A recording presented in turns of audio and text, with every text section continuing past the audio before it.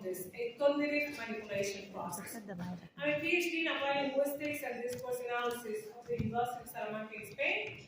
My first book is titled Religious Discourse and Cognitive Manipulation, and a second book as a translator for the former U.S. diplomat Michael Springman, translated from English into Spanish, titled Goodbye Europe, Hello Chaos. In the meantime, I've been working for the University of Puerto Rico, the Chinese University of Hong Kong, and King Fahd University in Saudi Arabia. I studied Russian in the University of St. Petersburg in Russia, and in 2023 and 2024 worked for the U.S. Department of Defense. In this research, that soon will be a book, I analyze the methodology of radicalization and indoctrination in terrorism and espionage of Puerto Ricans against the USA by the Interamerican University of Puerto Rico. The theory is applied to the corpus, a video published in America TV in Miami of the celebration in Puerto Rico of the spy Montes' 20 years in prison for assassinating CIA agents.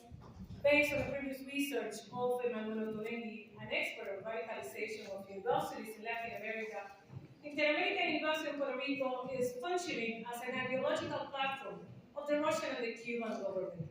Almost every year, they send hundreds of students to study communism in Russia and Cuba, and by no coincidence, those students are running the local government of the island exactly as communism, because 80% of the politicians, senators, representatives, and every director of agency are only the graduates of the Interamerican University.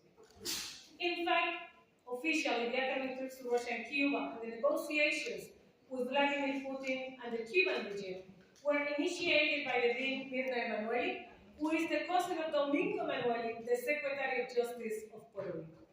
Other factors of the radicalization of these young generations of Puerto Rico are also analyzed in my book. Number one, how the political party, the Progressive Party in power the last 20 years, and current Governor Jennifer Gonzalez continuously have 60% of the population living in poverty.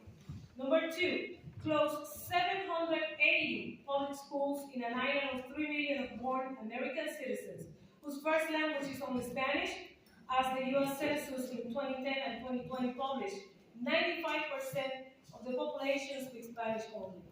In 2021, the current Governor Jennifer Gonzalez announced on her website $745 million approved by the U.S. government to reopen the public schools, but not even one school was reopened. Number three, they let the biggest telescope of the world located in the town of Arecibo collapse in 2023. It was a center for astronomical research for the most prestigious universities. Right now, the biggest after the collapse is in China. Number four is attempting to close 64 programs of the only public University of Puerto Rico, created by the U.S. government in 1903, and already got 50% of the public funding of an institution where the NASA recruits every year and has partnerships with the NSA, but is now destroyed with only 50% of enrollment and faculty.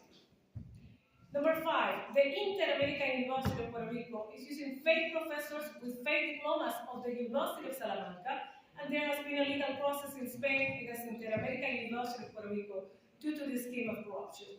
Number six, they committed the genocide of 4,645 Puerto Ricans, according to Harvard University's article titled Mortality After Hurricane Maria, because the federal funds of FEMA were not provided, and a year later, hundreds of trailers with expired food and medicines sent by the U.S. government were found in the mountains of the island. And number seven, due to this extreme corruption, more than 5 American pharmaceuticals left Puerto Rico, although they do not have to pay taxes, leaving hundreds unemployed.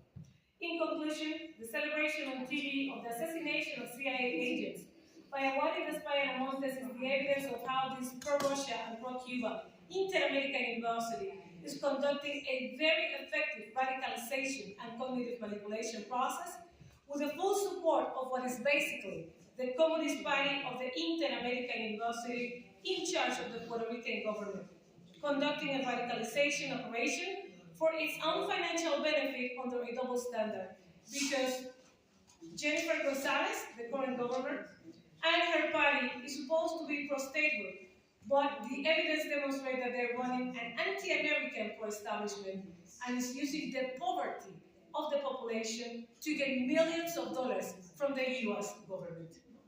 As educators and citizens, we must raise our voices to defend our democracy from corruption and the right to be educated.